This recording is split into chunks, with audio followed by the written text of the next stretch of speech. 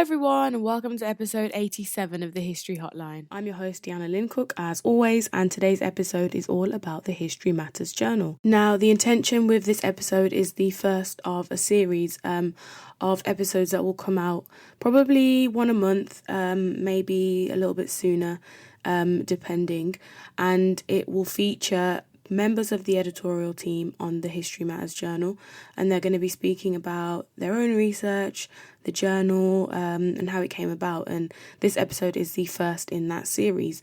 And I'm really excited about this actually, because I really wanted this podcast not just to be a platform where I talk about history, but where other people can do that as well. There are so many people researching so many interesting things. And you know, why would I then go out and do exactly the same research as them that they are specialists at, when we could just bring them on here and have them share their work. So we're going to be graced with the presence of many great researchers, academics, historians, and the like over the next few months. So stay tuned for those episodes. I really hope you enjoy them. And for today's episode, we are joined by A.S. Francis. Now, the interview that I conducted with her about History Matters Journal, about her own research, and about, you know, the work that she does, was recorded a while ago, a few weeks back. And so this is just a kind of intro to the conversation that we had about the History Matters Journal.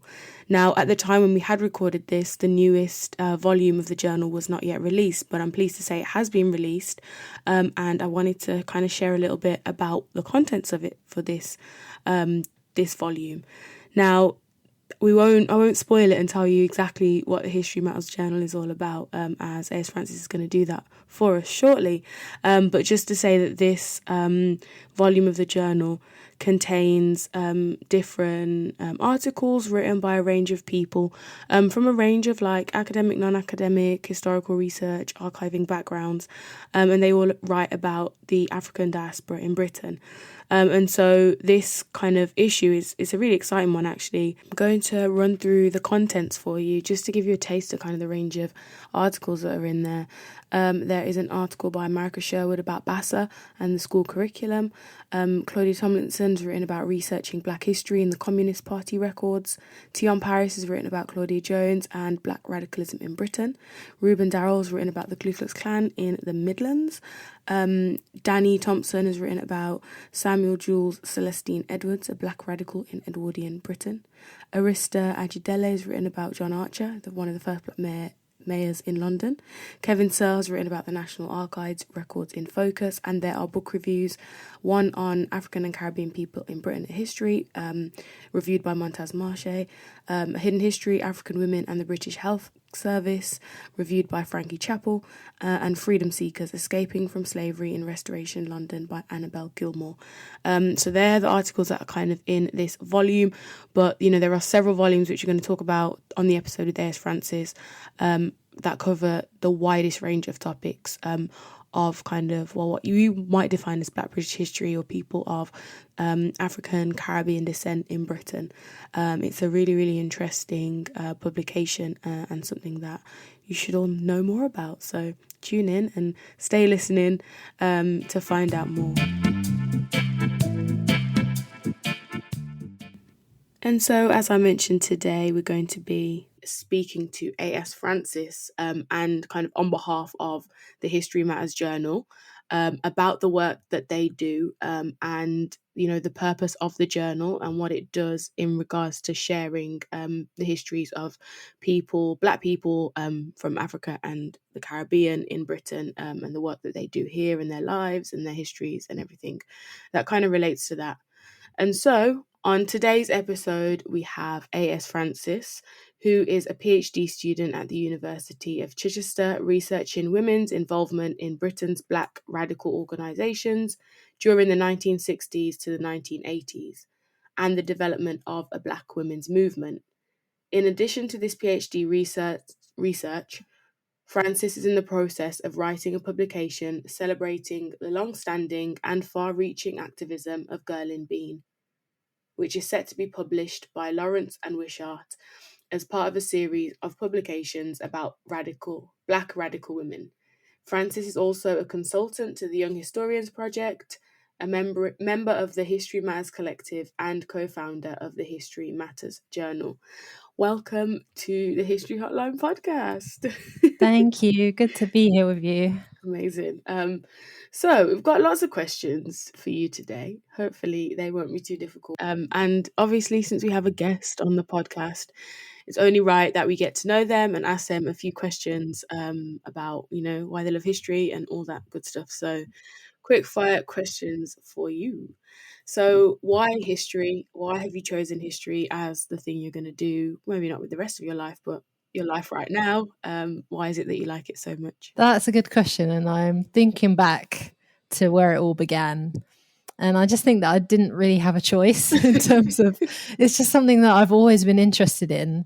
I'm not particularly sure why, but certainly since like early childhood, I've always been interested in history and all aspects of history. But in terms of my focus on the history of African and Caribbean people in Britain, which definitely feels like my area, my comfort area. And I think I have a lot to give in terms of that area of history. I think it stems from the fact that looking into that particular area of history allowed me to understand more about myself and my position growing up in Britain. And particularly because I grew up in a place where there were not a lot of people like me, it just felt like a space for me to be able to explore my heritage and answer some unanswered questions about how I came to be here in the first place, if that makes sense. Yeah. Makes sense. Yeah. So I think it's given me a lot of history as a discipline has given me a lot of support in terms of understanding myself better. So props to history for doing that. And I think that I don't want to speak for others, but I think that it does serve that purpose for other people as well. Yeah, most definitely. Okay, what is your favourite historical time period? And I'm going to be really mean and make you pick like, I don't know, a 10 or 20 year period. It can't be just like 21st century or no, not 21st, Oh, 19th century or something. Like give us like 10, 20 years. okay. Well, yeah. So if I had to pick a particular time period out of the history of humanity, Yeah, 10 years. I would have to say the period that I am researching for my PhD, because that would make the most sense. Good answer. Which is the period of the 1960s into the 1980s. And the reason that I'm attracted to those two particular decades is just because of the amount of stuff that was happening. Like it was a crazy time and a very politically radical time as well. A lot of liberation movements were taking place at that time, and people were discovering new ideas and putting them into practical form in terms of trying to build a better society. So for me, I think looking back to that period provides me with like a blueprint of what I would like to see the future look like, and some of the tools that we can use to help create a better future. And it's a reachable history in terms of the people who were active in making change during that time. A lot of them are still around and accessible to talk to. Yeah. So having that in-person connection with, as an oral historian as well, it's an amazing experience and a really magical process to sit down and talk to someone about their memories of a particular event. And it brings history to life in a way that doesn't happen when you're accessing like an archived document. Although archived documents are important, but it's just another way of being able to access that history. Definitely. No, I would agree. I think that's probably why I like researching more modern time periods. You can I feel like you can kind of see the world a little bit clearer too, and see kind of, literally, if not the people that were there then, only maybe one generation down or sometimes two, and be able to kind of understand things. Yeah. is it that what are your research interests, sorry, in that area then? Are you looking at anything particular? I know we said you're looking at women's involvement in Britain's Black radical organisations. So is it mostly that or anything else? Well, I guess my interest in this kind of area started from my interest in the Black Power movement and Black Power politics from like the mid 1960s onwards. And I think when we think about Black Power, we might connotate it to what was happening in the US and the Black Panthers in the US. So it's interesting to find out more about Black Power as it happened in Britain and the British context of it. And so that's how kind of my research began. And then it's grown into something a bit broader. But my specific interest is from a women's perspective in terms of how many women were involved in particular organizations, what were their experiences, what were their contributions to the movement, and how did women elevate the politics of or radical Black politics during that time and expand its dimensions in terms of understanding gendered issues, issues around sexuality, bodily autonomy, and these kinds of important questions which are still relevant to us now. Absolutely. Thank you. Thanks for sharing that.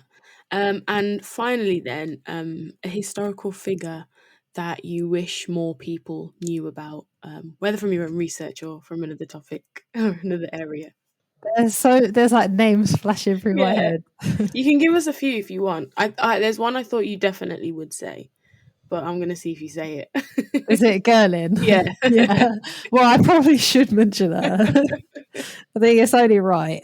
Yeah. Can I mention someone else though? Yeah, well? No, you can give us a list if you want, and then just zoom in on one if you want, or zoom in on a few. Okay, so that is a very difficult question. I won't be able to give just one name. I think I'm going to settle on two. Sounds good. So the first person that I think people would benefit from knowing more about is Gerlin Bean, who is sometimes called the mother of the Black women's movement or the grandmother of Black British feminism. So Gerlin Bean was active in the Black movement from the 1970s into the 1980s in Britain. She was involved in various different Black organisations like the Black Liberation Front, the Black Unity and Freedom Party. She was a co-founder of the Brixton Black Women's Group alongside other important women like Olive Morris, Beverly Bryan, Zainab Abbas, Liz Obi.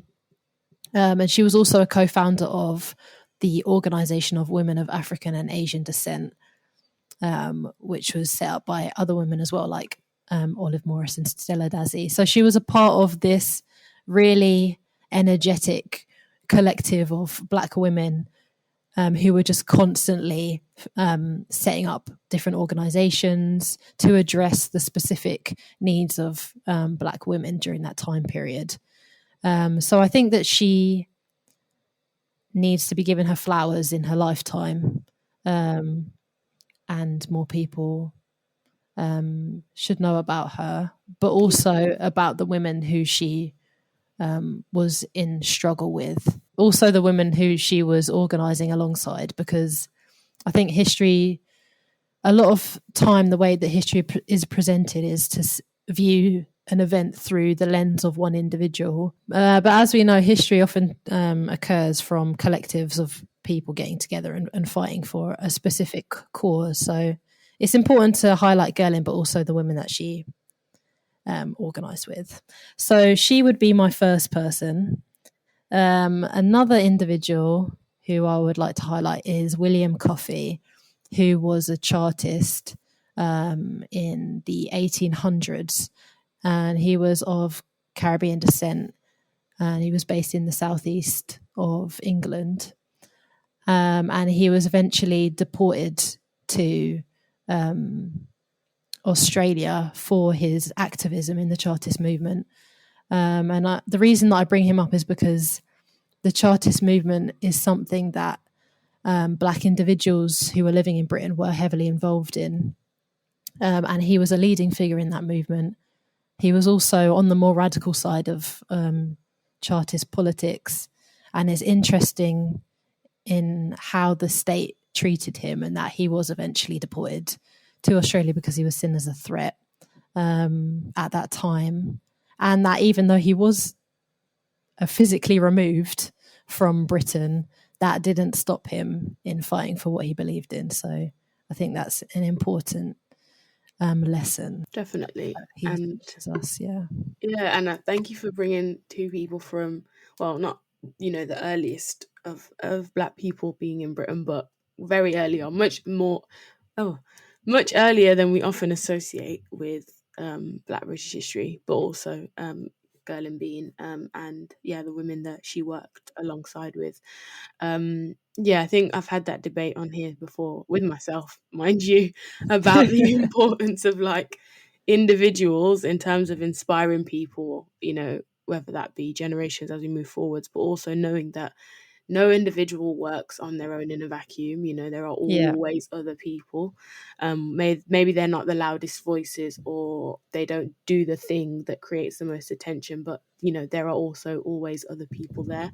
Which is an important point, especially when we think about women's movements and collectives, because they really were like collectives. There weren't necessarily people on a pedestal. Which makes a lot of sense. So thank you for sharing that and a little bit about your own work and research. But we're going to think about, first of all, the History Matters Journal, which is free and easily accessible. So if you're listening now and thinking, well, what's this all about? Well, get onto Google and have a listen, have a read, should I say. But I wanted to ask you, where did it start? Where did the History Matters Journal begin? Yeah, thank you. And thanks for clarifying to everyone that it is free and readily accessible. So no one has an excuse not to read it.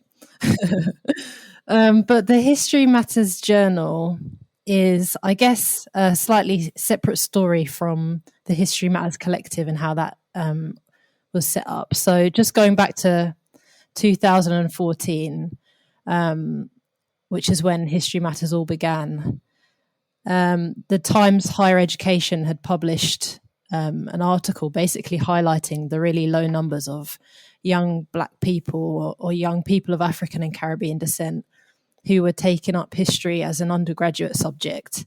And therefore, that impacted the amount of young Black trainee teachers who were being trained as history teachers for schools. So a group of concerned historians and teachers and activists got together and tried to think of ways to, first of all, get to the bottom of why this problem is, why so many young Black people are deterred from studying history at a university, but also try to come up with ways for helping to encourage more young Black people see a future as a historian or just in the historical field. So as an outcome of that, the History Matters Collective was formed in that year, 2014. And then a year later, in 2015, they had their first conference, which allowed for discussion from people of all age ranges, students and people in the more kind of mature stages of their careers as historians and educators, to just sit down and discuss what can we do about this, because we can't let it continue. So there were various different initiatives that came out of that History Matters conference. One of them was the Young Historians Project, which Deanna knows very well. And that's still going strong. Another initiative was the MRes course, which is taught at Chichester. It's an online Masters of Research course, and it's the first of its kind, which explores the history of Africa and the African diaspora, but virtually. And this started pre-COVID, so it was kind of before its time in that way.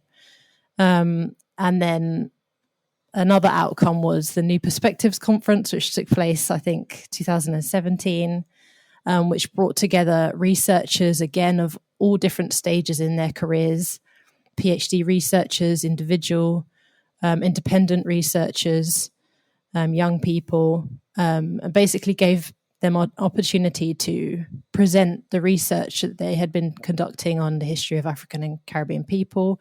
And that culminated in a book, New Perspectives on Black British History. So the History Matters Journal is a part of that lineage of initiatives that all came out of the History Matters collective coming together in 2015. Yeah, so I think it's quite interesting that it started as a collective, and then, it wasn't just a kind of one size fits all answer to this kind of lack of students taking up history and a lack of Black teachers, or, well, teachers teaching history and that kind of thing. It wasn't just, there's going to be a journal and then that's it. And hopefully the journal just is a plaster on all the problems. It wasn't that. It was, the conference. It's YHP, the Young Historians Project, which I am a part of. I don't know if I've ever said that on this podcast, to be honest. I think I might have, but that's another episode, the Young Historians Project. There's just so much to talk about with that.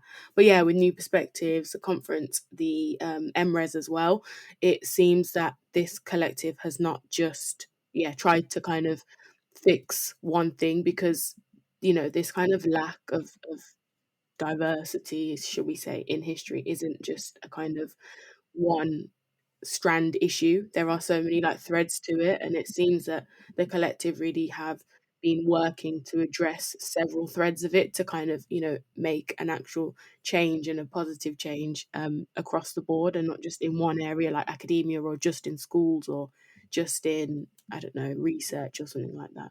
Yeah, I think that you've summed that up really well, because there are so many things that did come out of that one conference, which is, it's really amazing to look back on and to think about all of these things are still going on and succeeding in their own ways. So that's definitely an important site in thinking about how we've come to this point. And things aren't necessarily as they should be now, but they're certainly better than they were a few years ago, in terms of the number of, especially the number of young people studying history from African and Caribbean backgrounds, and the amount of PhD researchers of African and Caribbean heritage as well has just shot up in the last several years.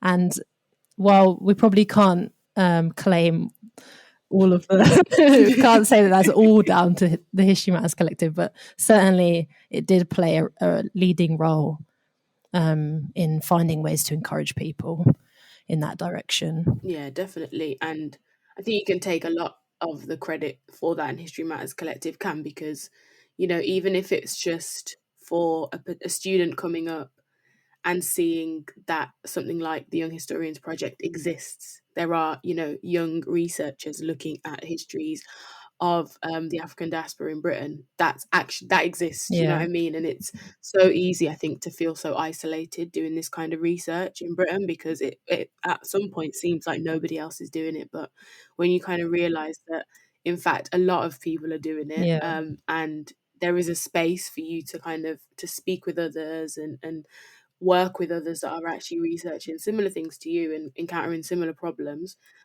it does make a lot of difference, for sure. And the fact that this all comes as well in 2014, well, not all of it, a lot of it starts at 2014, which is 6 years before the Black Lives Matter resurgence, and everything that happened in 2020, which is where I feel like some people kind of have felt like things just began there.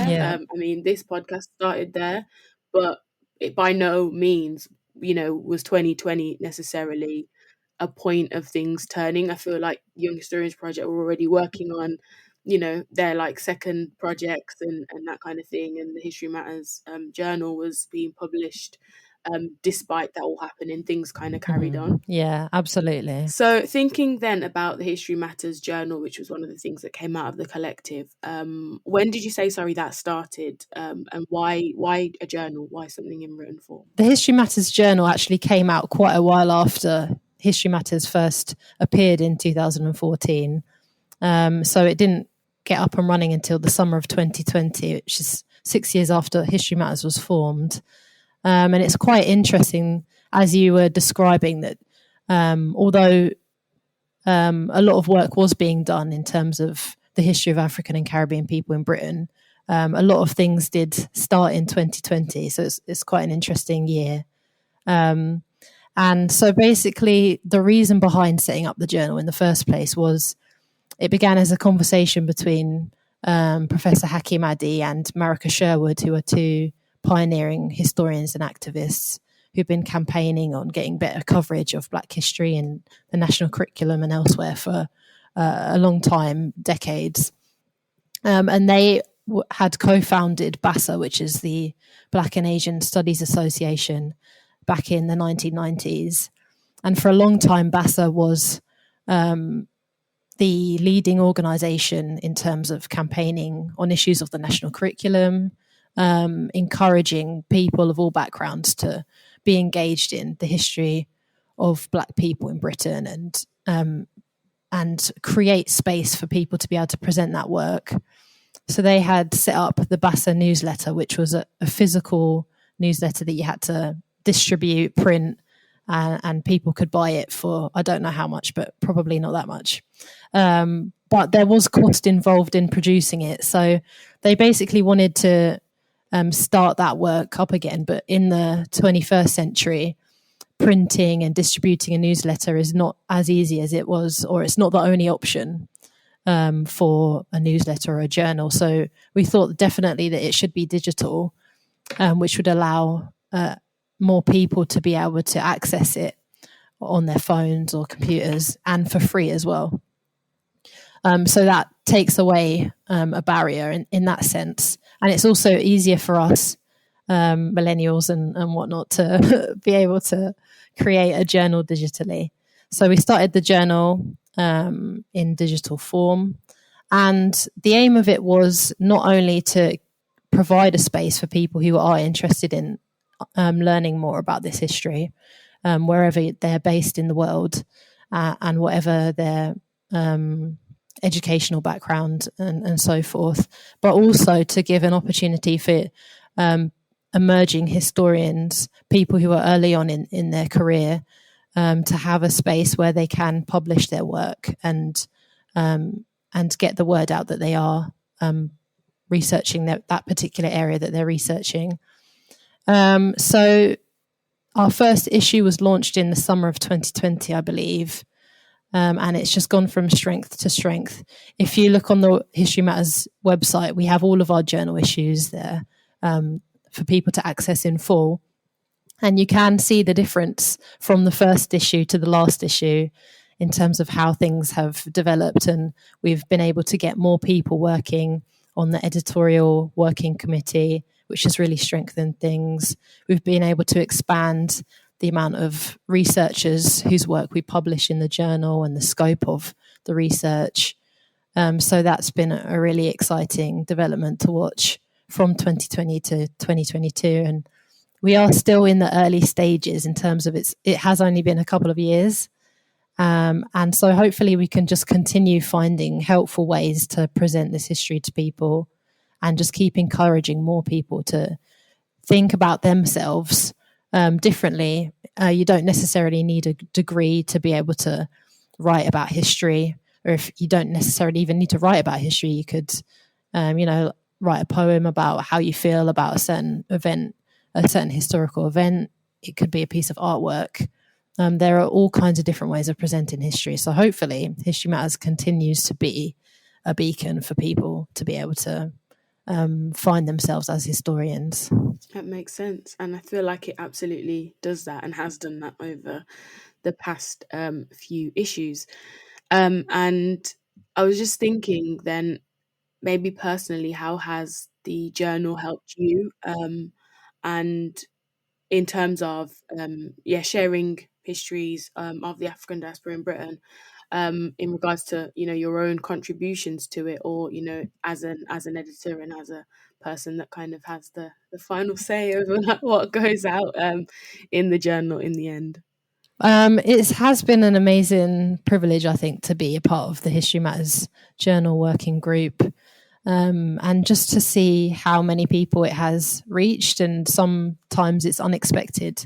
So we'll get people from, I think we've had messages from the Caribbean and other places. So it just goes to show that the digitized world holds a lot of possibilities for the amount of people you can reach.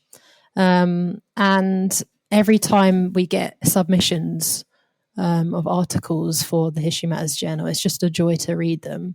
And a lot of the topics that are covered by people are things that even I didn't know about, and that might be the same for other History Matters editors. So we're learning as well as editing when we read articles, and that's a really nice process.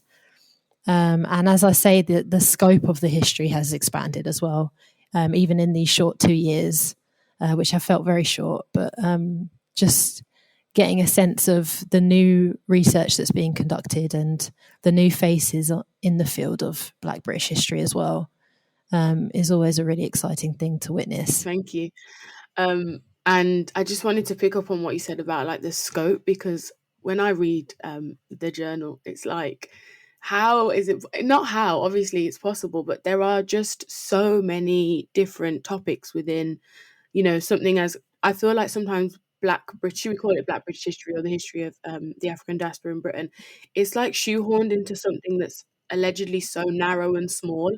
And I think the journal really does counter that narrative because it's so broad in what's covered. Like you can go from something about, I don't know, like a radical women's movement to like cricket, to like art, to poetry, to literature, all in like a few pages, a few turns of the digital page of the journal. And I think that's really important.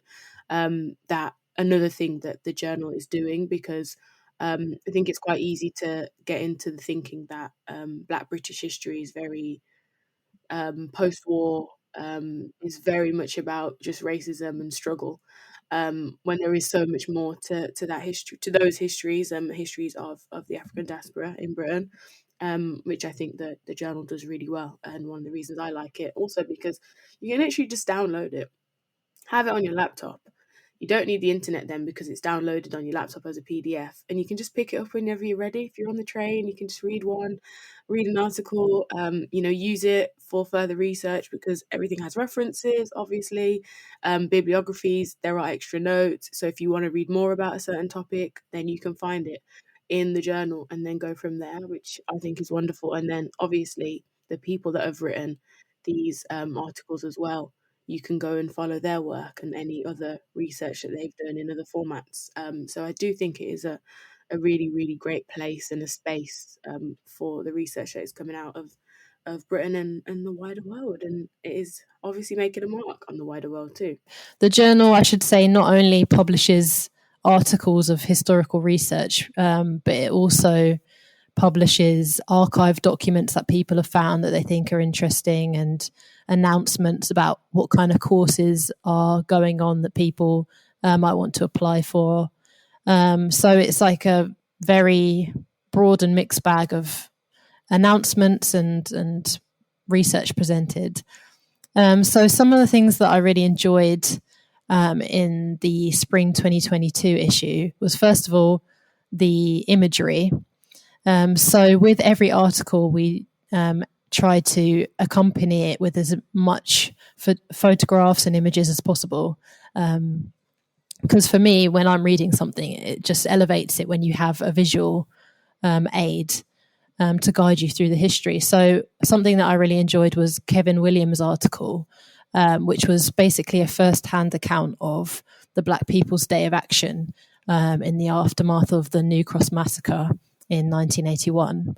So Kevin Williams, being a photographer, documented a lot of that demonstration, and they're black and white photos, which give it that more kind of artistic feel. But you also just get a sense of the emotions that were present during the Black People's Day of Action, and also how prominent women were on that march, which I think a lot of times can get overlooked. But as you can see by Kevin Williams' photographs, a lot of women were on that march, and they were leading the way. They had their megaphones and placards.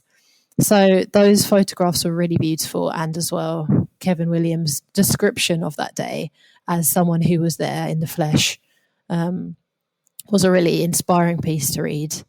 But I think every well, as with every issue of the journal, every single article and document presented in that journal was an amazing read. I think as well, the History Hotline had an article in the last issue. Shout out to the History Hotline. And that was really inspiring to learn more about how the History Hotline came to be in the first place, because I didn't know that history in it, and it was it gave a really good context to how you came to do something that is so original and groundbreaking. So I found that really interesting. No worries. Most definitely. No, I really didn't think you were going to say that then. I thought you were going to talk about the other ones. Yeah, it was a really good journal.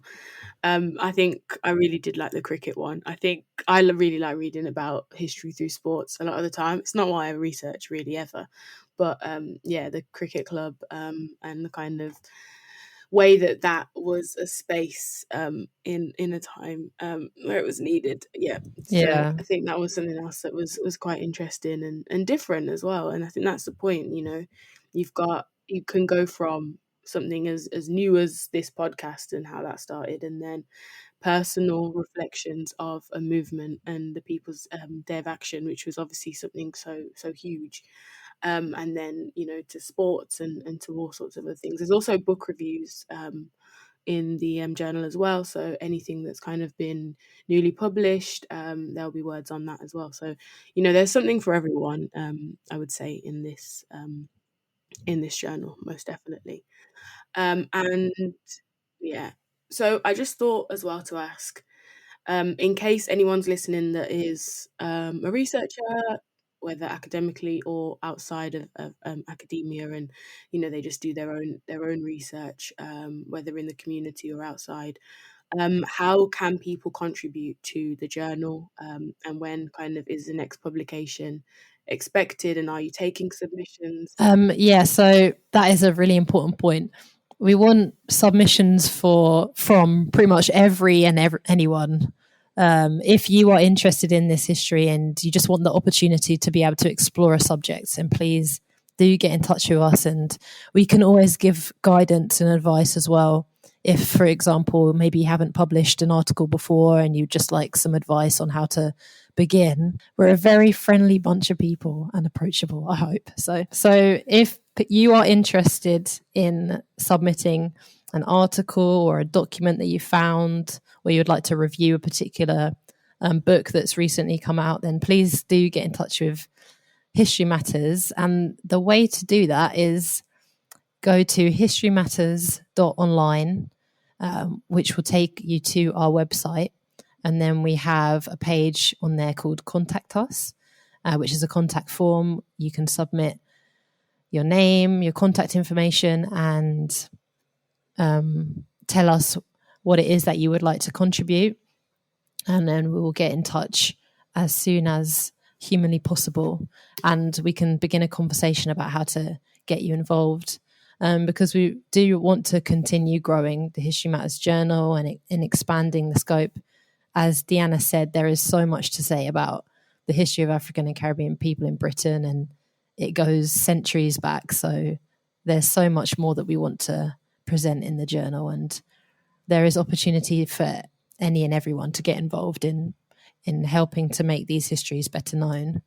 Whether you are just starting out in your career as a historian, whether you have never written an article before, whether you're a PhD researcher, whether you're a mature academic, it really doesn't matter. But I think everyone has a role to play in ensuring this history is better known and better highlighted as well. So we are here as an advisory group as well to talk people through how they can get involved. No, that makes sense. And I will also link all the kind of contact points in the show notes of this episode and on the socials for the podcast. So if you didn't catch that, you can go back and listen again, or just have a look in the show notes or on social media.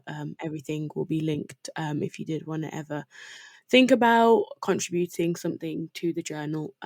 I think it would be if you're kind of young in your kind of research and you haven't had much experience of writing, I think it would be a good opportunity to take because um, you know you will only be able to get the experience if you take it, and this is a great experience and opportunity to do that, especially because you'll have some great people kind of advising you on your work. And I know there are quite a few younger listeners of the podcast. So if this is you, you found something really cool or interesting in your own reading or in your A levels or your kind of uni courses, if you're there, then feel free to write something on it and take the opportunity. So, is there a deadline for people to be able to contribute? Is there a day they have to send you kind of ideas or articles by? So basically, please get in touch with us at any point in the year. The journal issues come out 3 times a year. And if you get in touch with us, we can let you know when the next submission date is. If for whatever reason you miss that submission date, don't worry, because there'll be another one coming up sometime later in the year. So basically, there is ample opportunity to be able to contribute to the journal. And it's a good thing in terms of it's workable around what else you're doing in life. So yeah, like, please don't be scared to get in touch with us, basically. Makes sense. Thank you for that. Wonderful. Okay, and now for anyone that, has listened to this episode and thought, I really want to write for the History Matters Journal, I really want to find out more, I'm interested, or, you just want to read it and kind of follow along when new volumes are being published, how can they do that? So the History Matters Journal can be accessed if you type into Google historymatters.online. That will take you to our website, and you can read all of the issues of our journal, the most recent, the first, they're all there. You can either view them online or you can download them if you want to have them stored on your phone to read later. And then where can we find the History Matters Collective and the journal on social media? You can find us on Instagram and Twitter. So on Instagram, if you just type in History Matters _journal, you'll find us that way. And then on Twitter, I think we are Matters History. And yeah, if you follow us on Instagram and Twitter, you can see all of the updates, get the latest news on all of the different articles that we've published in the latest journal. And we'll also let you know when we're ready to get more submissions in for the next journal issues. And so basically just keep up to date with us on Instagram and Twitter. Sounds good. And remember, if you do want to submit any kind of ideas or pieces of writing for the journal, their submissions are always open via email, and then you'll be kind of directed to a relevant issue should your work be ready for submission. So please do take advantage of this opportunity, and also stay tuned for future episodes of the History Hotline that will also feature other contributors of the History Matters Journal and other members of the editorial team and the collective who are going to speak about some of their own research and also how it kind of all ties in with History Matters, because it's really important that, as we've spoken about different people, doing things historically as collectives, we've got to remember that that work must continue on in a collective way, whether it is something like a journal or the Young Historians Project, which is a group of younger scholars who are kind of working their way up and not even all in academia and bringing different skills, and a podcast, which whilst it's just me, it needs to work in collective and in community with all these other movements that are kind of essentially working towards the same goal of trying to diversify the curriculum and make life a little bit easier for those researching the histories of people from the African diaspora in Britain, which is what we are kind of all aiming to do in one way or another. So I'd like to say a big thank you to A.S. Francis for being here with us today, representing the journal and the collective and the work that they've done. So thank you for taking time out your day to come on the podcast. Thank you. It's been really fun. Thank you for having me. No worries at all. And stay tuned for many more episodes with some of the great people that hopefully will come and share their work with me in the future. Thank you so much for listening. Goodbye. Thank you for listening to the History Hotline. If you've enjoyed this episode, please tell a friend to tell a friend. To continue the conversation about Black history, head over to our social media platforms at the History Hotline on Instagram and at the History HL on Twitter.